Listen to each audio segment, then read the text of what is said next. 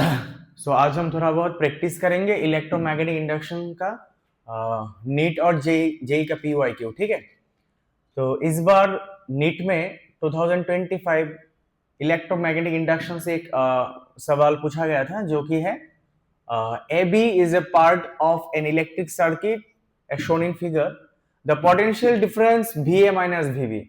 मतलब कि तुम्हें ए और बी के बीच का जो पोटेंशियल डिफरेंस है वो निकालने के लिए बोला at the instant when current I is 2 ampere. मतलब कि यहाँ पर करंट जो है वो 2 एम्पियर पास कर रहा है यहाँ से end is increasing at a rate of I 1 ampere per second. मतलब कि यह है D I by D T. So now the question is to find out the value of V A minus V B. तो पहले try करो 1 minute. इस बार NEET में पूछा गया था, हमने सुना था ना कि इस बार नीट बहुत टफ रहा है, पेपर बहुत लेंदी हुआ था, हालत खराब हो गया। तो ये सवाल, ऐसा टाइप का सवाल पूछा गया था। मैं हर एक चैप्टर का नीट जेई का पीवाईक्यू करवा के दूंगा, तो तुमको मतलब कि समझ में आ जाएगा, आइडिया लग जाएगा कि कैसा टाइप का क्वेश्चन आता है, ठीक है। Okay, anyone? इसमें केवीएल अप्लाई करो।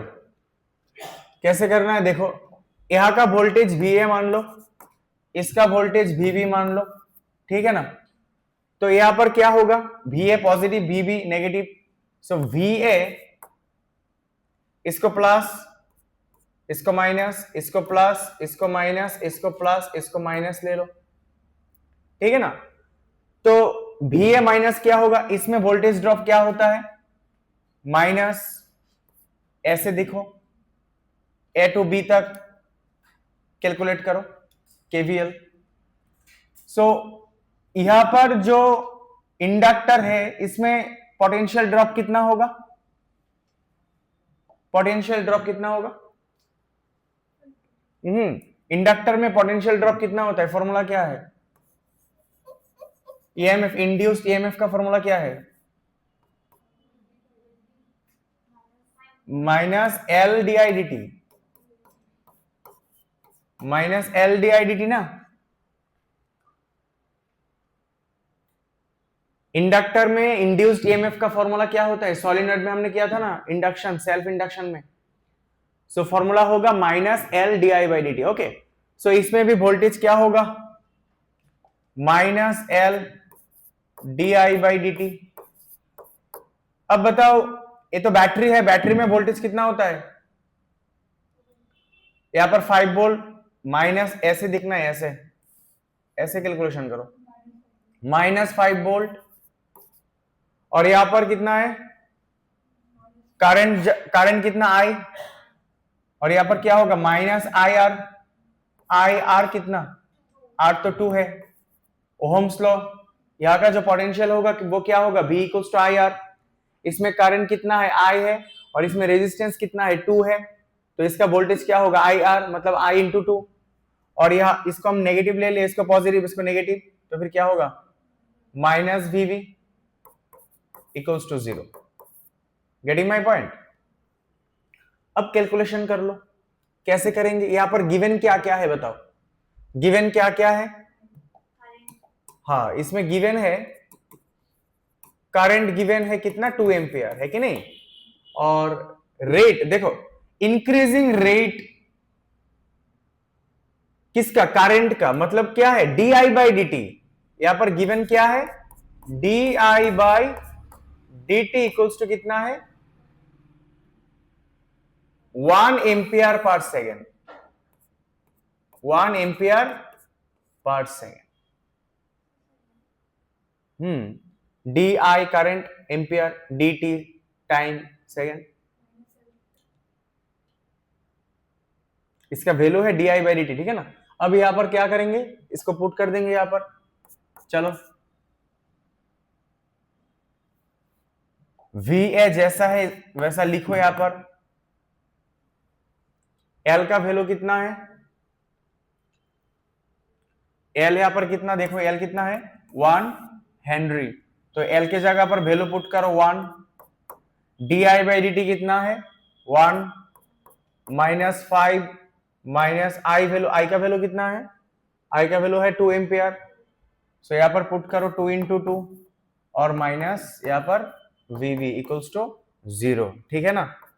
अब यहां से क्या करेंगे, वी ए को जैसा है वैसा लिखो, 1 इंटू 1 1 माइनस 5, 2 इंटू 2 4 और यहाँ पर होगा माइनस वीवी equals to 0। Now tell me V A हमें चाहिए क्या, वी ए माइनस वीवी, तो इसको सेपरेट ले लो, वी ए माइनस वीवी को सेपरेट ले लो और यहाँ पर कितना है -6 4 -10 11 1 5 6 4 -10 equals to 0। So V A minus V V कितना होगा 10 वोल्ट, खत्म। सो कौन सा ऑप्शन सही है, option B is our correct answer.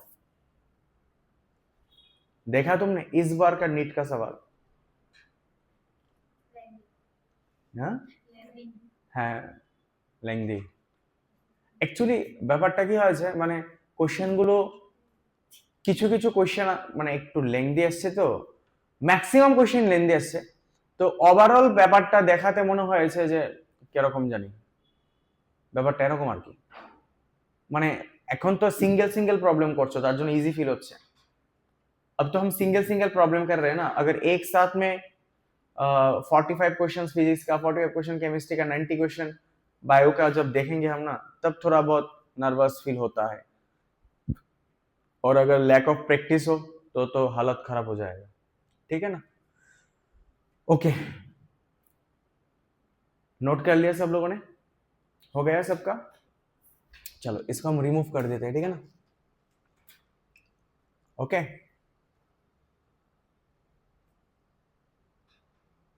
ठीक है, हो गया सबका Sneha, okay. Now let's check the answer, 10 volt is correct, 10 crore 7 crore, ठीक है। चलो next, NEET 2024 reexamination, a problem solve करो। लेट अस कंसीडर 2 सॉलिनॉइड्स, लिखो लिखो,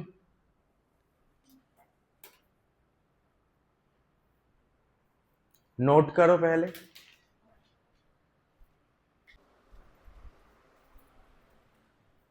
अभी चेक करते हैं, अभी दूध का दूध और पानी वाला डांस हो जाएगा, ठीक है कि नहीं। चलो फॉर्मूला की, what was the formula of self induction, L equals to क्या था बताओ, एल इक्वल्स टू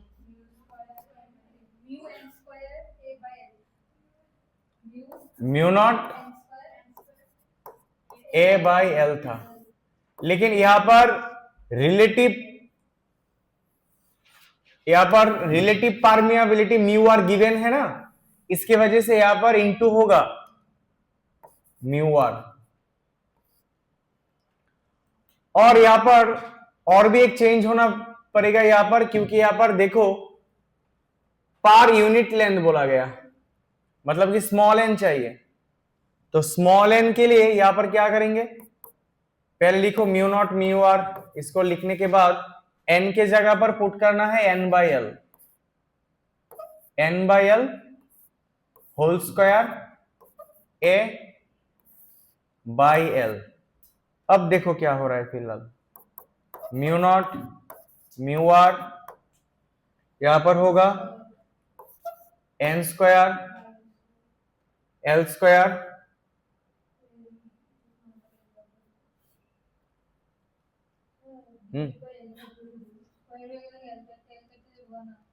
একটা এল একটা এল কেটে যাবে,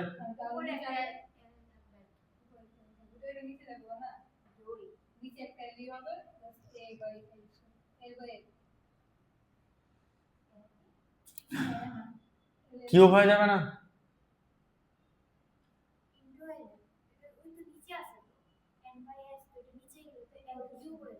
কিউব হয়ে যাবে না,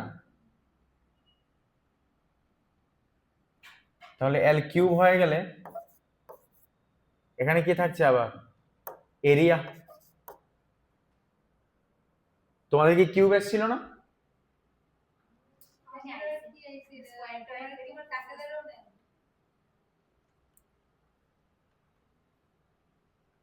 the number of turns per unit length in A is half that of B. এটা কাজ করে একই তো কথা, নাম্বার অফ টার্নস যেটা এটা তো একই কথা, তো আমরা এটা দিয়েই করিনি, আর আমরা এখানে আর মানে চেঞ্জ করার দরকার নেই। কেন বলো তো? কারণ টার্নস নাম্বার যেটা, নাম্বার অফ টার্নস নাম্বার একই তো হওয়ার কথা, তো দরকার নেই। চলো এটাকে আর চেঞ্জ করার দরকার নেই। এখানে মিউ নট মিউ আর থাক, এখাने n स्क्वायर था, ए जैसा है वैसा रखो, l रखो। तो यहां से अगर इन दोनों को अगर हम कांस्टेंट मान लेते हैं तो फिर क्या होगा? म्यू नॉट म्यू आर, दोनों का लेंथ क्या सेम है क्या? ओके ठीक है। अभी तो फिलहाल रेशियो कर लो L A by L B. अभी रेशियो कर लो, कितना होगा? म्यू नॉट म्यू आर कितना होगा? एन ए मान लो इसको, N A square cross sectional area of A and इसका लेंथ। यहाँ पर थोड़ा मतलब कि सेपरेटली पहले कर लो, नहीं तो फिर दिक्कत हो जाएगा।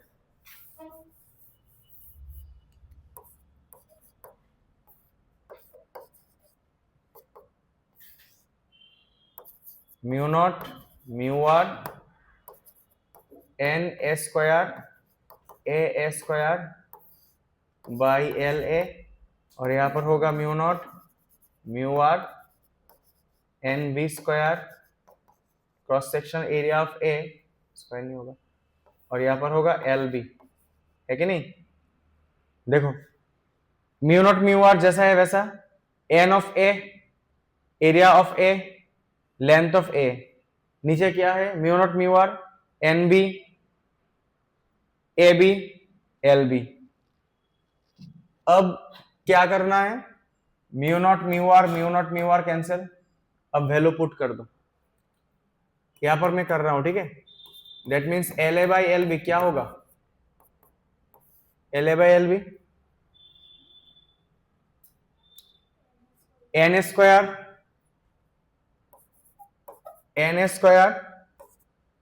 नीचे क्या है? एन बी स्क्वायर, सेपरेट ले लेते हैं हम, इनटू ऊपर क्या है? Cross section area of A, नीचे क्या है?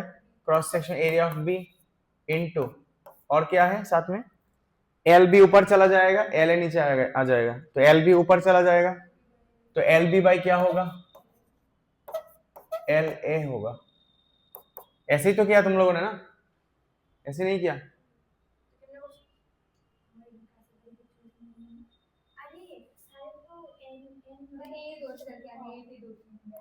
মানে এভাবেই তো করেছো हम।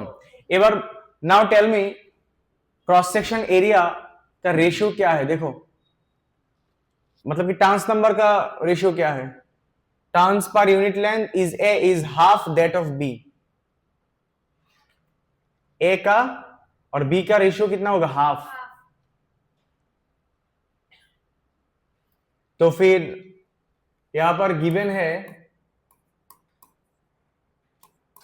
टर्न्स नंबर ऑफ ए, मतलब कि N A equals to half of N B, तो N A by N B का रेशियो क्या होगा? हाफ, है कि नहीं?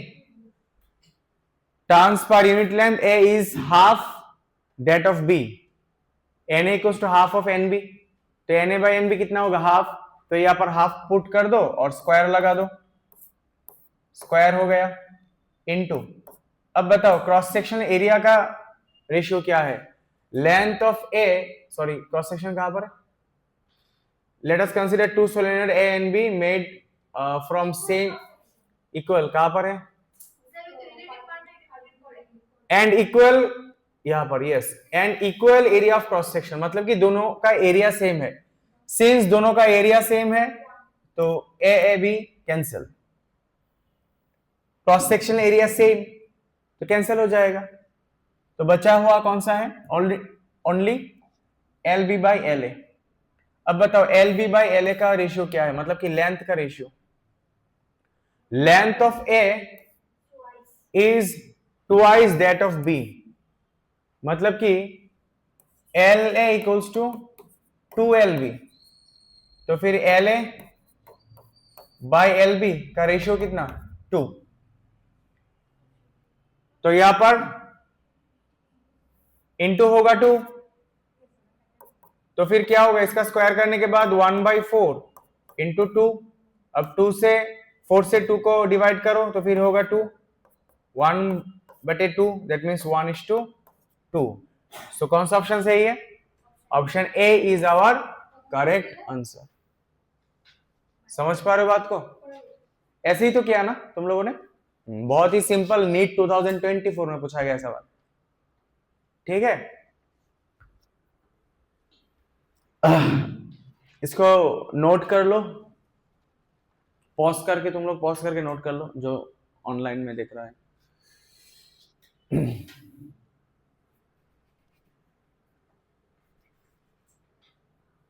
ठीक है, हो गया। Let's check the answer. Okay, चलो फिर चेक करते हैं। रिमूव कर दूं मैं? Okay, let's check the answer. Okay, ready, 1 2 3 go. Wow, correct, 7 crore, 1:2। Okay, next.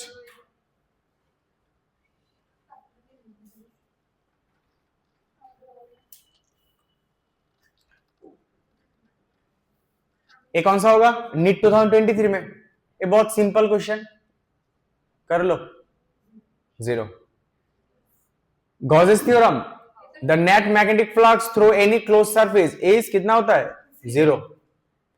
कौन सा फॉर्मूला, कौन सा? हाँ हाँ, এসছিল আর কি, মানে একবার এটা থেকে ইজি এসছে 2023। হ্যাঁ, এখন যেই মেন করামো একটু দেখো তাড়াতাড়ি। The net magnetic flux through any close surface is कितना होगा? 0। वो जो मैग्नेटिक फ्लक्स का जो फॉर्मूला था गॉसेस थ्योरम, वही तो है। Check answer, 0। Close loop do not exist, Gauss law, ठीक है ना। इसको नोट कर लो सभी लोग, नीट 2023 में आया था, बहुत ही सिंपल सवाल है।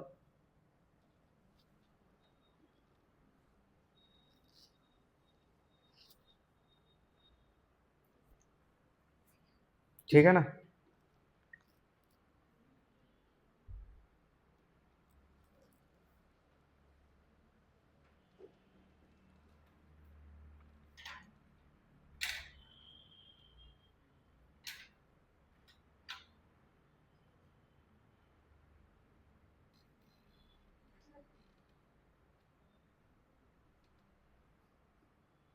हो गया, इसका आंसर 0। Next, next.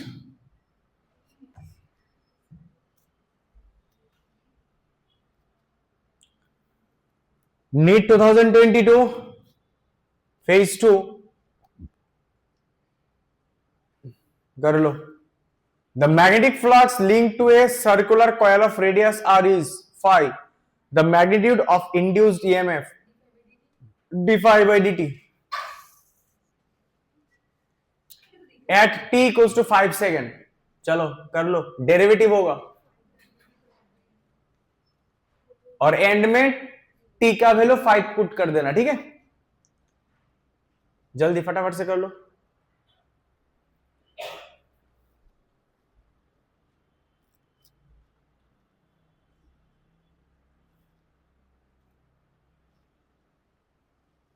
कितना होगा आंसर? डेरिवेटिव आता है ना D phi by D T.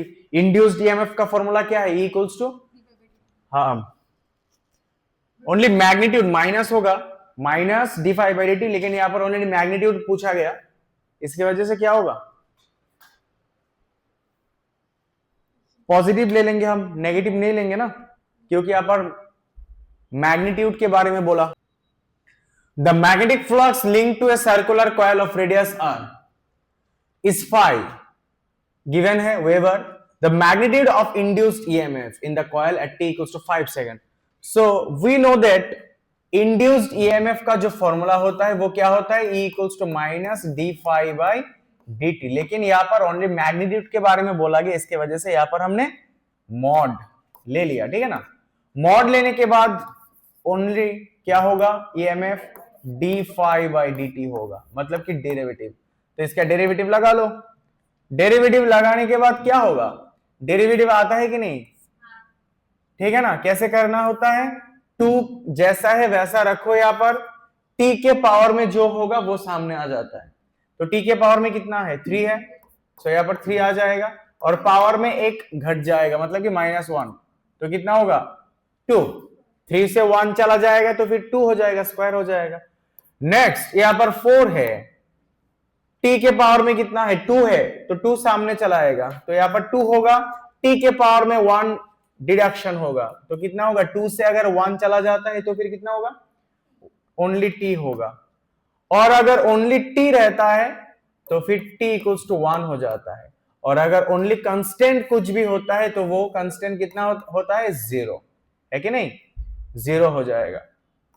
Simple derivative, t यहां पर 1 हो जाएगा, और अगर कुछ कांस्टेंट वगैरह होता है तो वो 0 हो जाता है, ठीक है कि नहीं। अब इसका कैलकुलेशन कर लो, कितना होगा, 2 into 3 कितना, 6 होगा, t स्क्वायर होगा साथ में, और यहां पर होगा 8t, और साथ में होगा 2। ओके, ए हो गया ईएमएफ का जनरल इक्वेशन। अब यहां पर ट्विस्ट क्या है, यहां पर बोला गया कि जो मैग्नेटिक इंड्यूस्ड ईएमएफ हमें चाहिए, इसका टाइम है 5 सेकेंड में, तो अब टी के जगह पर 5 पुट कर दो, जितना भी टी है सबके जगह पर 5 पुट कर दो, तो फिर क्या होगा ईएमएफ देखो, 6 into 5 स्क्वायर, 8 into 5 प्लस 2। अब बताओ कौन सा ऑप्शन, 1, टोटल आंसर बताओ, 192, टोटल आंसर हुआ है 192। चेक करके बताना है सभी लोगों को 192 आया कि नहीं, ठीक है कि नहीं। चलो 192, so option A is our correct answer. मैंने कैलकुलेशन नहीं किया, तुम लोगों के ऊपर मैं छोड़ रहा हूं। 192, 7 करोड़ में मैं एक भी पैसा नहीं लूंगा, पूरा का पूरा तुम लोगों का, ठीक है। चलो आज रक्षाबंधन है, रक्षा भी तुम लोगों ने दे दिया, तो फिलहाल फर्ज तो बनता है रक्षा करने के लिए, मैं भी कुछ रक्षा करूं।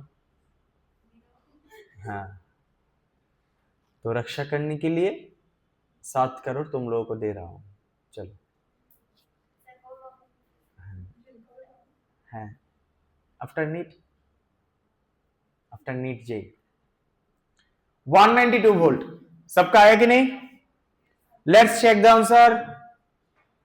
चलो tick tick 1 2 3 go, wow correct, 192 is our correct option. चलो हो गया, ठीक है। नेक्स्ट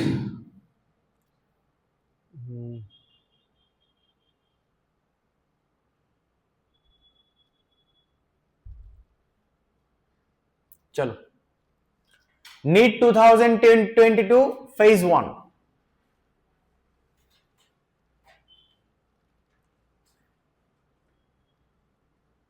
पढ़ो पहले देन ट्राई इट।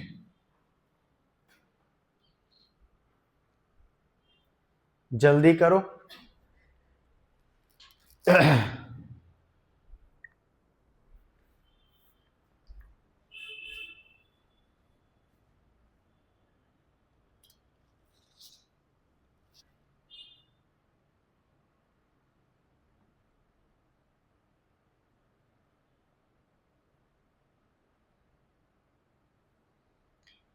इतना इजी प्रॉब्लम इस दुनिया में एक और भी नहीं है। ओनली फ्लक्स का फॉर्मूला, फ्लक्स का फॉर्मूला क्या है?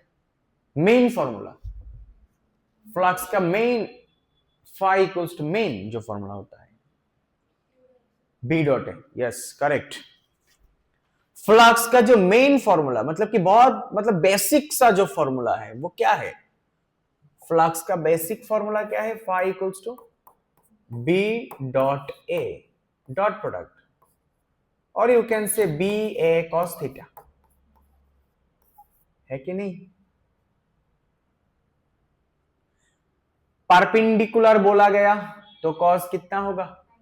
कॉस 90 कितना होता है? 0, तो आंसर 0 हो जाएगा।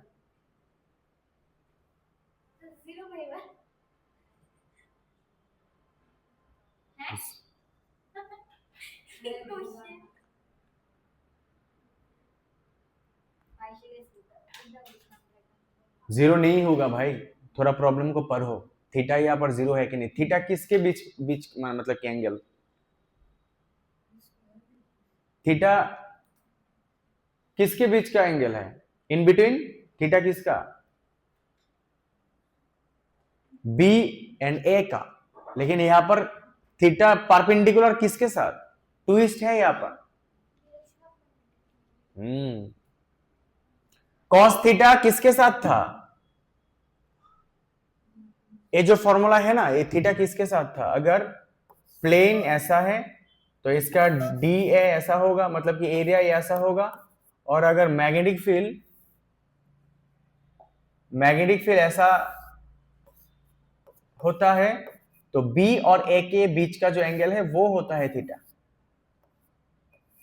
लेकिन according to this question, a square loop of side 1 meter and resistance 1 ohm is placed in a magnetic field of 0.5 Tesla. That means यहां पर गिवन क्या क्या है? यहां पर गिवन है मैग्नेटिक फील्ड B गिवन है कितना? 0.5 Tesla. Okay fine. If the end resistance कोई काम का नहीं है, रेजिस्टेंस ऐसे ही क्वेश्चन को घुमाने के लिए, थोड़ा बहुत पजल करने के लिए दिया गया, इसका कोई फंक्शन नहीं है। ठीक है, जैसे कि मतलब कि तुम जो पूरा का पूरा कंसंट्रेशन ध्यान इसमें अटका हुआ रहे, इसके वजह से 1 ओम को दिया गया। अल्टीमेट कोई काम का नहीं है। তার জন্যই দেয় যেন তুমি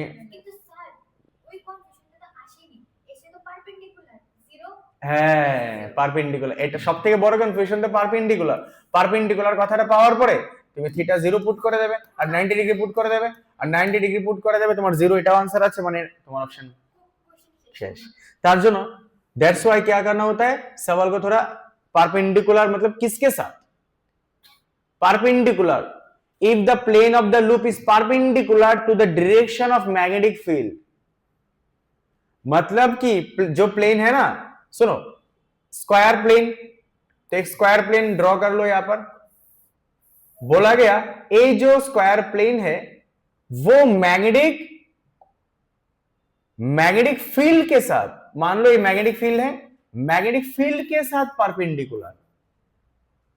तो इसका एरिया वेक्टर कहां पर होगा? इस प्लेन का एरिया वेक्टर कहां पर होगा? किसी भी एरिया का वेक्टर कहां पर होता है? इसके परपेंडिकुलर। मतलब कि इसका जो एरिया वेक्टर होगा ना वो कौन सी डायरेक्शन पर होगा? इस डायरेक्शन पर होगा। मतलब कि ए यहां पर होगा और बी और ए के बीच का एंगल कितना है? यहां पर 0 डिग्री।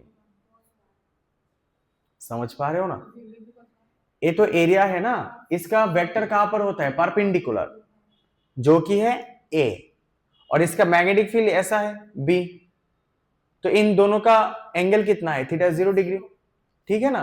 तो यहां पर परपेंडिकुलर का मतलब थीटा 90 डिग्री नहीं है। परपेंडिकुलर किसके साथ? परपेंडिकुलर है ये जो प्लेन है ना, प्लेन मैग्नेटिक फील्ड के साथ परपेंडिकुलर। मतलब कि ये मान लो मेरा जो पाम है वो मान लो जो स्क्वायर प्लेन है और इसका जो एरिया वेक्टर यहां पर है, ठीक है ना, और मैग्नेटिक फील्ड मतलब ये मान लो मैग्नेटिक फील्ड के साथ परपेंडिकुलर ऐसा है। अब एंगल क्या होगा? किसी भी प्लेन का एरिया कहां पर होता है? इसके परपेंडिकुलर।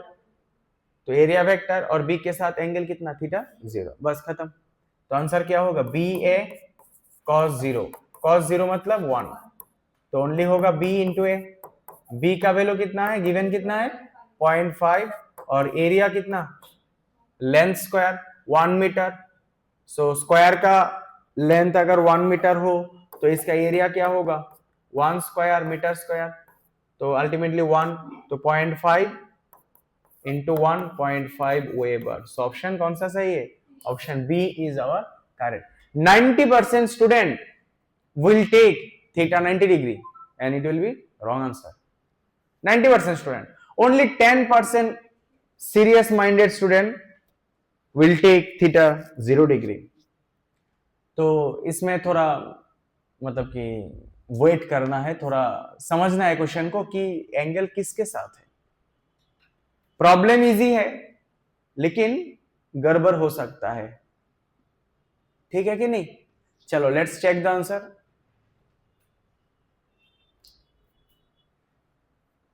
नोट कर लिया सभी लोगों ने, चेक करूं, कर लूं check, ready, let's check the answer. Okay, tick tick 1 2 3 go. 0.5 correct, wow. 7 into 7, 7 plus 7 14 हो गया, इतना पैसा है, श्योर श्योर दे दो। 0.5 वेबर, फाइन।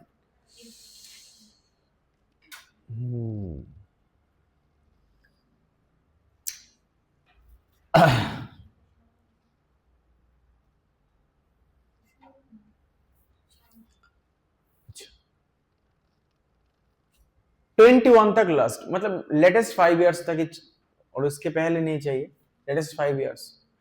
21, चलो लास्ट प्रॉब्लम नीट का, उसके पहले हम नहीं जाएंगे। लेटेस्ट 5 इयर्स 21 22 23 24 25, 5 इयर्स का क्वेश्चन। चलो, the conducting circular loops of radii r1 and r2 are placed in the same plane with their centers coincide. If r1 much more greater than r2, the mutual inductance m between them will be directly proportional to mutual inductance का formula कर लो, बहुत ही important problem है।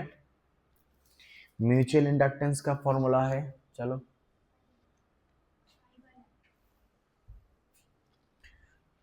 To conducting circular क्या है, loop of radii r1 and r2।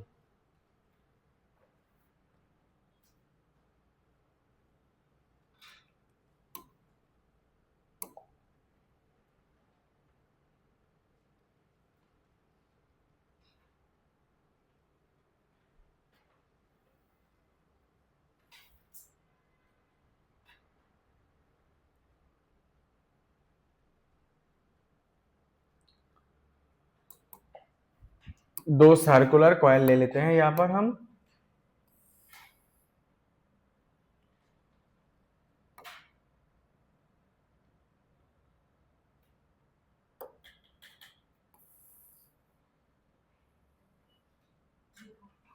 ठीक है। एक का रेडियस कितना है r1 और दूसरा का रेडियस r2। r2 से r1 बहुत बड़ा, यहां पर गिवन है already, r1 is much more greater than r2, मतलब कि ये बहुत बड़ा है, इसके डिफरेंस बहुत है। Two conducting circular loops of radii r1 and r2 are placed in the same plane with their centers coinciding, मतलब कि दोनों का सेंटर सेम है, दोनों का सेंटर मान लो O सेम है। The mutual inductance M between them will be, मतलब कि इन दोनों का म्यूचुअल इंडक्टेंस निकालने के लिए बोला। म्यूचुअल इंडक्टेंस मतलब क्या होता है, M और L, M। तो now the question is to find out the mutual inductance M। तो एक काम कर सकते हैं हम, इसको प्राइमरी जो बड़ा है उसको प्राइमरी मान लो, और इसमें करंट ले लो I1 और I ले लो, सपोज इसमें करंट I फ्लो हो रहा है मान लो, तब क्या होगा, म्यूचुअल इंडक्टेंस बनेगा, इसमें भी करंट फ्लो होगा, मैग्नेटिक फील्ड होगा। थोड़ा ट्राई करो। इसका डेरिवेशन हमने किया था ना मैग्नेटिक फील्ड म्यूचुअल इंडक्टेंस का। दो जो सोलेनोइड ऐसा टाइप का था ना, एक के अंदर दूसरा, एक ऐसा टाइप का सोलेनोइड था और इसके अंदर दूसरा सोलेनोइड ऐसा था। हाँ, सेम एक्सिस पे किया था ना, थोड़ा ऐसा टाइप का ही है। 1 मिनट ट्राई करो, ट्राई 1 मिनट करो, करो जल्दी करो, थोड़ा ट्राई तो करो, देखो ना आता है कि नहीं।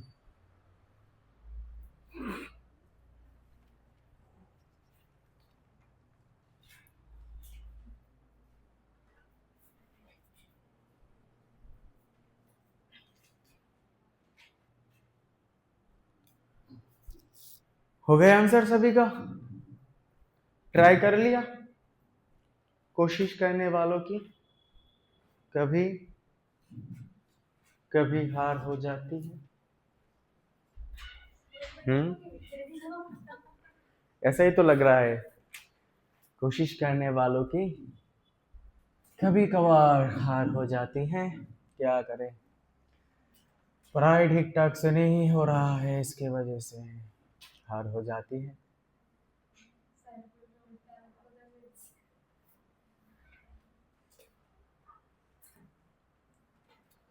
अभी सुनो, बात तो सही है।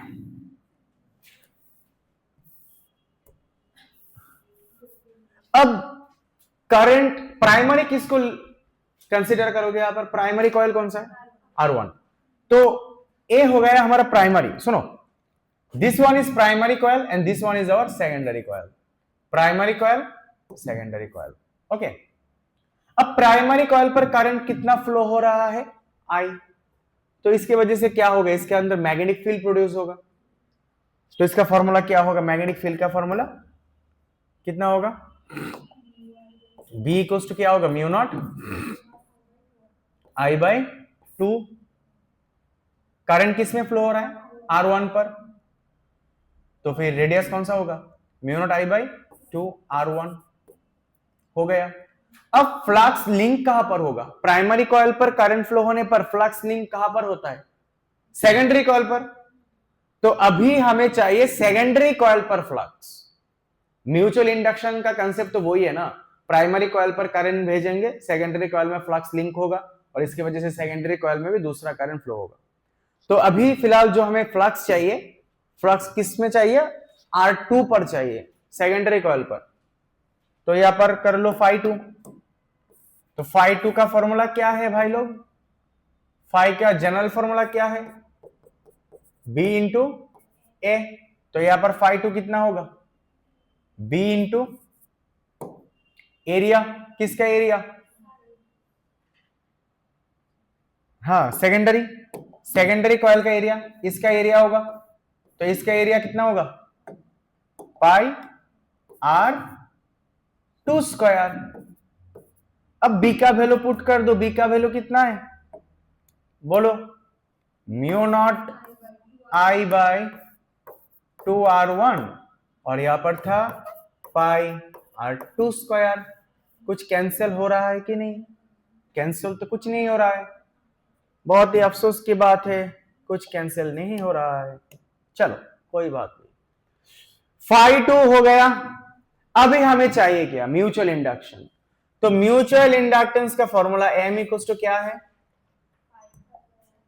Phi by I। करंट यहां पर I है, तो फाई का वैल्यू पुट कर दो। फाई का वैल्यू कितना है? Mu not I by 2 R1 pi R2 square और करंट नीचे है I। अब देखो यहां पर होगा क्या? अब यहां से I कैंसिल, तो final that means therefore M equals to, क्या हुआ है यहां पर? M equals to mu not pi 2, इसको एक साथ में लिखो और इसके बाद लिखो R2 स्क्वायर बाई R1। अब गौर से देखो, ए वाला जो म्यू नॉट पाई 2 है ना, वो कांस्टेंट है। म्यू नॉट चेंज नहीं होता, पाई का वैल्यू भी चेंज नहीं होता, 2 तो 2 ही है।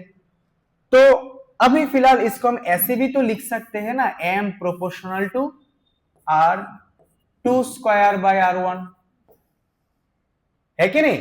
अब देखो क्वेश्चन क्या है, mutual inductance directly proportional to, mutual inductance m directly proportional to, तो प्रोपोर्शनल टू कितना है, r2 स्क्वायर बाय r1, तो कौन सा ऑप्शन सही है, r2 square by r1, that means option A is our correct answer. समझ पा रहे हो? ये नहीं आता, छोटी बच्ची हो क्या?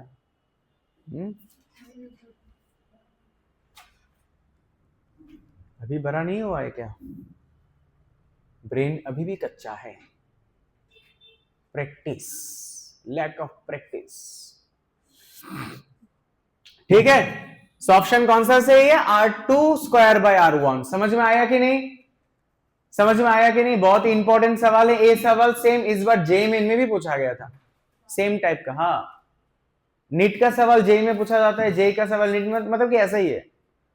कंसेप्ट अगर सेम रहता है ना, तो फिर नीट में क्वेश्चन आए, जेई में आए, दिक्कत क्या है? कोई दिक्कत नहीं है। ठीक है, ओके, चलो ओके। फिलहाल इस चैप्टर तो खत्म हो गया, ठीक है कि नहीं? अभी संडे को जो मैंने दिया था ना, एक शीट दिया था ना, वो पढ़ के एग्जाम देना है, मिस नहीं करना है। और next I will give next materials of this chapter, electromagnetic induction. हाँ, अभी लास्ट, सॉरी, इलेक्ट्रोमैग्नेटिक इंडक्शन का न्यू चैप्टर, न्यू जो पीवाईक्यू में दे दूंगा। और लास्ट चैप्टर एसी, पार्ट 1 खत्म, सिलेबस खत्म पार्ट 1 का, लास्ट एसी है, पार्ट 1 खत्म। फिर स्टार्ट कर देंगे हम पार्ट 2, लाइक ऑप्टिक्स। हाँ, वे सिंपल चैप्टर। पार्ट 1 खत्म, पार्ट 2 स्टार्ट कर देंगे, ठीक है ना? चलो, और जो जो स्टूडेंट नीट और जेई का टेस्ट सीरीज ज्वाइन करना चाहते हैं, मैं उन लोगों को बोलना चाहता हूँ कि फटाफट से ज्वाइन कर लो, क्योंकि टाइम बहुत कम है। मंथली 2 टेस्ट देना पड़ेगा। After exam, board exam, weekly test होगा, 40+ टेस्ट, पहले chapter, then group, then full test, NEET और जेई सेम। और जेई के लिए लास्ट में computer CBT, computer based test भी दे पाओगे मेरे यहाँ पर, कंप्यूटर से प्रैक्टिस कर पाओगे। यहाँ पर मैं 3-4 फुल टेस्ट कंप्यूटर में लूंगा, तो फिर मतलब कि यहाँ पर प्रैक्टिस हो जाएगा जेई मेन का, ठीक है कि नहीं? तो टेस्ट सीरीज ज्वाइन कर सकते हो, ठीक है? Okay, let's see you, thank you all.